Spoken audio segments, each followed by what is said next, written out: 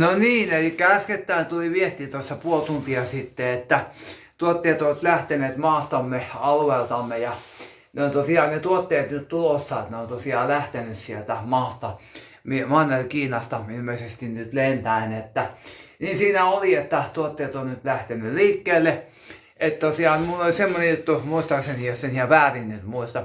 Mä voin puhua teille täyttä paskaakin kyllä, mutta mä muistelisin jotenkin näin, että ne tuotteet olisi lähtenyt niin silloin 16. Niin päivä ja olisiko ne 20. päivä ollut perillä. Et ei siinä kuitenkaan nyt loppupelissä mene kauan, kun on pakko sojakotelot kulkee vähän vapaammin kuin sitten taas nämä niin sanotut nämä niin kuin akut, koska akuilla on semmoinen tilanne näes, että akut on vähän vaarallisempaa tämmöistä räjähtävää materiaalia. Battery health good. Akut on tämmöistä niin räjähtävää materiaalia ja akkuja ihan tosta noin vaan pystytä kuljettamaan, että akuissa on tavallaan niin tietyt ehdot, miten niitä akkuja kuljetetaan. Et niitä akkuja ei pystytä ihan tolleen niin vapaasti kuljettamaan, että akuissa on tietyt ehdot, millä tavalla akkuja kuljetetaan.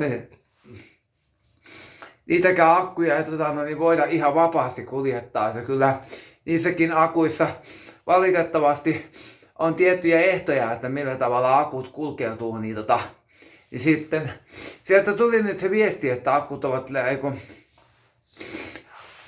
ovat lähteneet, joo, älä kuuntele mua tosiaan.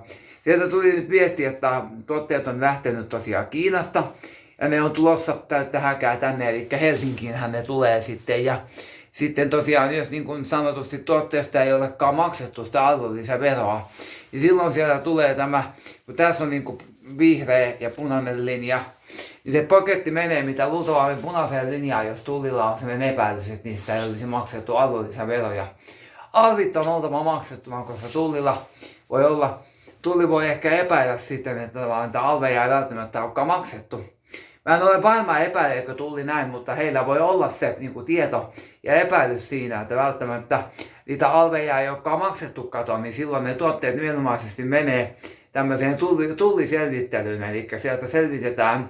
Eli Tulli ottaa ne tarvittaessa sitten justiinsa, Tulli ottaa ne tarvittaessa sitten siihen ne paketit, jos epäillään, että paketeista ei olisi maksettu arvonlisäveroja. Kyllä mä otan tämän Redmin käyttöön, tiedätkö minkä takia? Tässä on akun kunto uutta vastaava 98%. Eli tässä on akku tosi paljon parempi kuin Samsungissa. Mä pidän sen Samsung A15 ja A05, mä pidän sen A05 ja A15 varalla.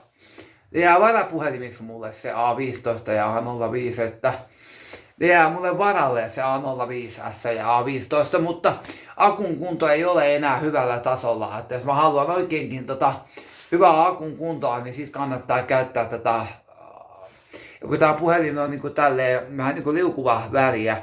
Sitten mä voin sanoa senkin, että mun mummo on jo 86-vuotias, tai 87 hän nyt täytti. Niin mun mummolla on tää Redmi-puhelin. Ja mä ajattelin, että meillähän ei ole samat Redmit varmaan, mutta kun tässä on akun kunto siihen nähden hyvä, että tää on sen verran tässä on kuitenkin semmonen, sanotaan, että akku tässä on kuitenkin vielä aika hyvä, niin ajattelin tän ottaa käyttöön nyt.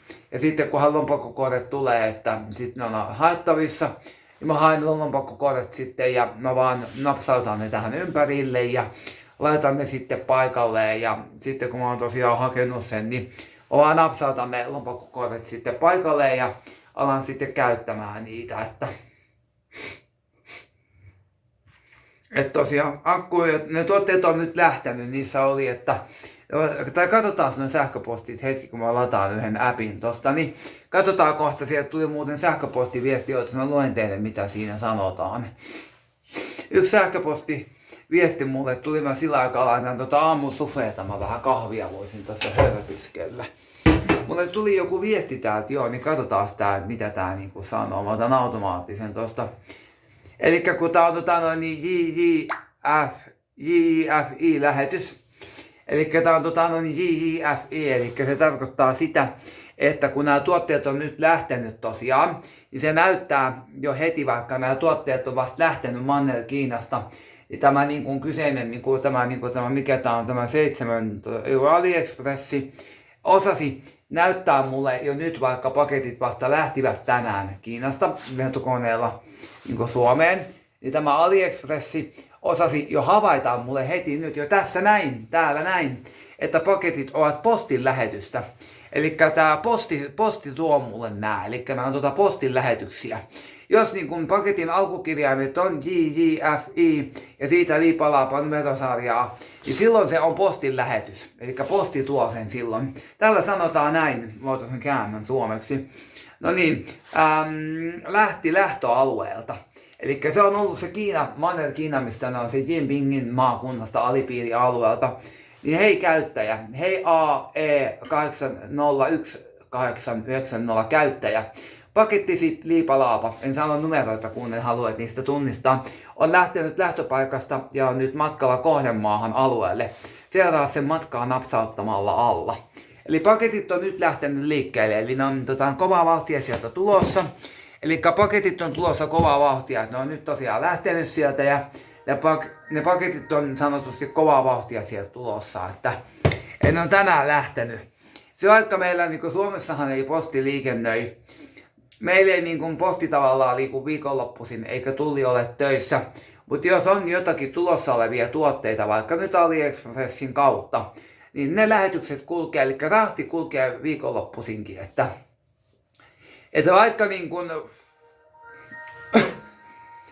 vaikka tämä onkin tällä tavalla ja näin, että vaikka niin kuin Suomessa ei tavallaan posti kulje ja tavallaan Suomessahan ei niin kuin posti kulje eikä niin kuin tulli ole viikonloppuisin paikalla, mutta rahti kulkee myös viikonloppuisin. Gemini tekoäly kertoi minulle juuri tänään aamulla täällä näin, että rahti kulkee, että rahti liikkuu myös viikonloppuisin. Että paketit saattaa lähteä myös viikonloppunakin liikkeelle, että vaikka Suomessa niin kuin posti ja tulli ei totta kai toimi, no nehän on viettää vapaa päivää viikonloppuna, mutta rahti kulkee, eli rahtilentokoneet liikennöi ihan viikonloppuakin vasten, että rahtilentokoneet liikennöi ihan viikonloppua vasten.